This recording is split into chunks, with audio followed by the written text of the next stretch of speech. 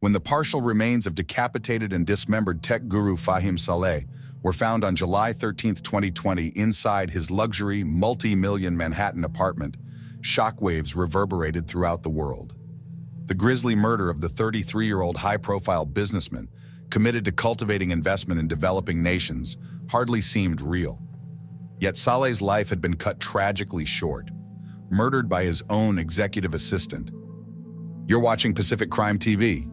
Please remember to subscribe, like, and enable notifications so you never miss a new release, providing you insight on the shocking murders, underworld hits, and organized crime groups shaking our cities. Chapter 1. A Rising Star. Saleh was born in Saudi Arabia to Bangladeshi parents and grew up in Poughkeepsie, north of New York City. By 2015, Saleh had co-founded Pathao, a delivery service and ride-hailing app in Bangladesh and Nepal, and the young tycoon was firmly catching the attention of global tech and venture capitalists. Over the years preceding Saleh's untimely death, Pathao grew meteorically with revenues exceeding $100 million, and the company employing thousands of workers from underprivileged households.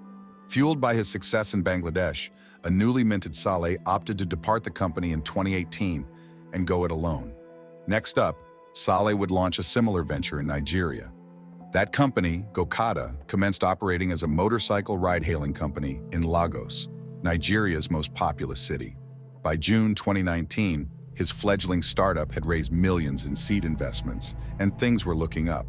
Regulatory hurdles would ensue, however, as motorcycle taxis were outlawed, resulting in the business pivoting to providing food delivery services in February 2020.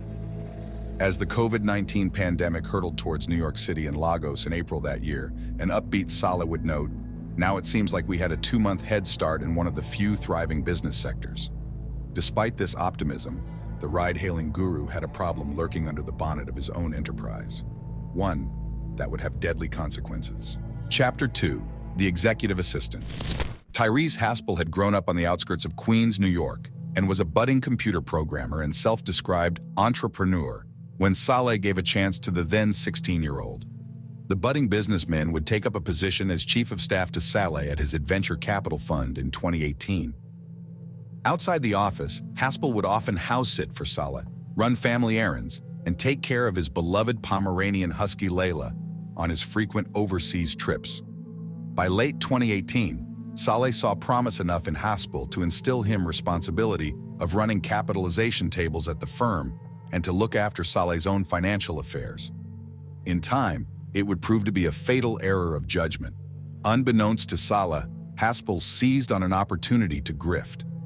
By Christmas of 2018, Haspel had created a bogus corporate entity and bank account, siphoning off company funds to accounts he controlled.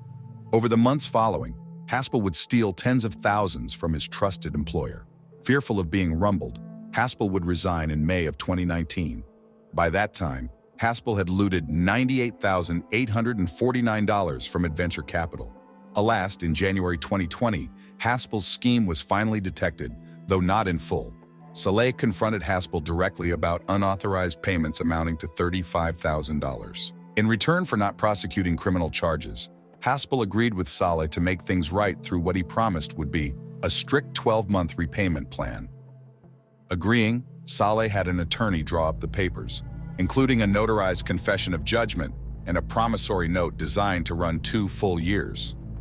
On February 10th, 6 weeks before the papers were signed, Saleh even threatened to call in the police if Haspel kept ignoring his phone calls. But ultimately, on March 31st, Haspel signed, and the NYPD were never notified. Several months passed where, as far as Saleh knew, the repayment plan was working well. An initial lump sum of $20,000 was paid up by Haspel, with monthly repayments of $2,916 recurring up until Saleh's death in July. Meanwhile, an oblivious Saleh was unaware that Haspel had stolen far more from him in another scheme, this time involving a fraudulent PayPal account in the name of Nethertech Switzerland. Haspel had set this up in September of 2018, with the name chosen to mimic the appearance of legitimate transactions to offshore accounts within Saleh's financial statements. In reality, Haspel was paying back Saleh with funds stolen from this undetected scheme, eventually amassing about $400,000. Concerned that his more lucrative theft would also be discovered, Haspel began secretly plotting to murder Saleh. Months in the planning, Haspel acquired a taser on June 8th. The taser unit, detailed by the manufacturer as packing the same knockdown power trusted by law enforcement and equipped with civilian self-protection in mind, was delivered by FedEx to his Brooklyn home and signed for by Haspel himself. Inside each of the taser's 2 firing cartridges were dozens of tiny anti-felon ID tags, candy-colored paper circles that eject when the weapon is fired. One tiny strand of paper would prove to provide the NYPD homicide squad of 7th Precinct with just the evidence they would need to catch a killer. Chapter 3: Murder in Manhattan. At 5:53 a.m., minutes after sunrise on July 13, 2020, a security camera outside Haspel's 4th-floor apartment recorded the grainy image of a man walking through the hallway.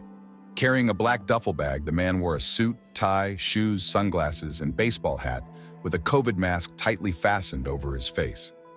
Recorded on CCTV transiting across the city, prosecutors would allege at trial that the same man, Haspel, had laid in wait for his victim for 5 hours at Saleh's condominium awaiting his return.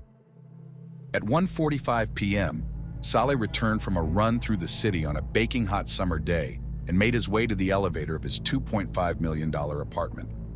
Haspel, now equipped with a dark plastic face shield, followed. Once inside the elevator, Saleh inserted the fob, which provided direct access to his floor. On CCTV, Haspel can be seen fumbling in his pockets, a ruse to find his own fob. NYPD confirmed Saleh spoke to the man during their brief ride together to Saleh's 7th-floor apartment, though the camera recorded only video, not audio.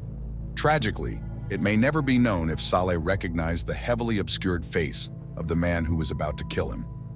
As the elevator door opened into the victim's 7th-floor apartment, Haspel would jump Saleh from behind and unleash the taser. As the elevator doors closed, Saleh limply fell to the ground. In a later autopsy, defense wounds suggested Saleh fought valiantly with his attacker after the initial taser rounds were fired. Haspel then repeatedly stabbed Saleh in the head, neck, and torso. Approximately 70 minutes after Saleh was stabbed to death, Haspel appeared on elevator CCTV once more. In changed clothes, wearing a light-colored hooded sweatshirt, black pants, and white shoes, he used a purple handheld vacuum to clean the contents of the elevator. Haspel would flee with Saleh's mobile phone, the murder weapons, and the portable vacuum. Hours later, a man matching Haspel description would be filmed throwing a bag into the Hudson River. Despite extensive NYPD diving team searches, it was never found. Chapter 4: The Cleanup Operation. The following morning, around 9:30 a.m., Haspel traveled to a Home Depot store located on 23rd Street in a rented car. Haspel purchased an array of cleaning products, 2 gallons of industrial disinfectants, and, chillingly, a cordless handsaw. The store purchases and the car hire bought and paid for on his victim's credit card. Later that morning, Haspel would return to Saleh's Lower East Side home in disguise. Prosecutors would later allege by 12:45 p.m., Haspel was inside the property and, using his iPhone, had browsed the internet for photo illustrations of the location of joints in the human skeleton. But Haspel had made a mistake.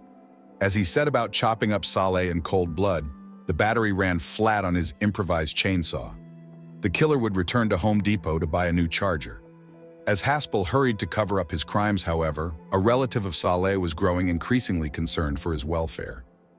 Saleh's cousin, nicknamed Ayema, a young engineer from Brooklyn, knew how out of character it was to not hear from him. After no reply on the intercom, Ayema fatefully rode the elevator to floor 7 and let herself in with a copy of her cousin's key fob. When the elevator doors opened, Ayema was met by Layla, Saleh's whimpering dog, and a horrific, bloodied crime scene. In a search warrant affidavit unsealed at the time of trial, Detective Tudisco of the NYPD 7th Precinct provided a written statement of the crime scene, commenting, "I observed a human torso with multiple stab wounds lying supine that was dismembered and decapitated. I observed a battery-powered electric saw near the torso, and what appeared to be blood on the blade. The limbs and head were recovered from demolition bags next to the torso. I also observed bleach, towels, and other cleaning materials." As homicide and crime scene investigators descended en masse to Saleh's building, A remorseless Haspel would blend into the gathering crowd of onlookers, police would later identify in court. In a statement to media informing the world of their cherished Fahim's premature death, the family cried, "No words or actions will provide any of us comfort except the capture of the person who exhibited nothing short of evil upon our loved one." And as police worked steadfastly to catch their man, within 72 hours, they had obtained a warrant for the arrest of Tyrese Haspel on suspicion of first-degree murder, grand larceny, and burglary charges. Haspel had continued to blow money on Saleh's card, this time renting a 2,400 square feet, $18,000 a month Airbnb on Crosby Street, a short walk from the murder scene. Haspel further splurged on designer items shopping at stores such as Christian Louboutin and bought party gifts for his girlfriend's upcoming 22nd birthday. 3 helium balloons would ultimately burst Haspel's bubble, however. After shopping at a Party City store on July 15th in a nearby precinct, police discovered Saleh's card had been used to order a trio of gold helium balloons, 2 shaped like 2s and 1 shaped like a heart. In a released affidavit, police confirmed the man who ordered the balloons had asked that the delivery driver call a cell phone number. The district attorney's office soon confirmed that Tyrese Haspel was the subscriber to that number. After poring over locational GPS data, investigators confirmed Haspel was holed up in 172 Crosby Street. An arrest warrant was executed on Friday, July 17th, and Haspel arrested. On Saturday, the 18th of July, NYPD obtained a warrant to search his Brooklyn apartment and his basement storage locker. The warrant allowed investigators to seize any and all items that can be used to dispose of a human body and/or dispose of forensic evidence, including but not limited to incendiary devices, or any object or substance capable of igniting or fueling a fire. Police scouring Haspel's apartment found and bagged a navy suit jacket and pants and a white dress shirt to be used in evidence. From Haspel's storage unit, police recovered a black Nike backpack containing 5 bottles of lighter fluid, WD-40, 2 boxes of Diamond brand, wooden matchsticks, mosquito repellent, and paraffin oil, according to an evidence list submitted in court. Haspel would be held without bail at New York's maximum security, Rikers Island Jail pending trial. Chapter 5. Trial and Sentencing.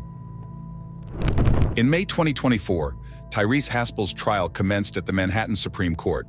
Seeking a plea deal by mitigation, Haspel's attorney Sam Roberts argued that the crime stemmed from Haspel's fear of abandonment by his French girlfriend, Marine Chavez, if she discovered the embezzlement.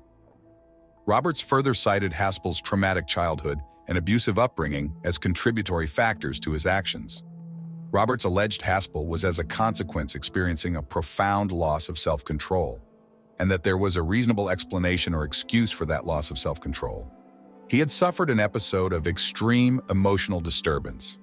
Haspel's attorneys urged the 12 jurors to convict Haspel on a lesser charge of manslaughter instead of premeditated murder, but the jurors unanimously rejected the claim, siding with District Attorney Alvin Bragg, who stood firm on bringing the case forward on charges of murder in the first degree.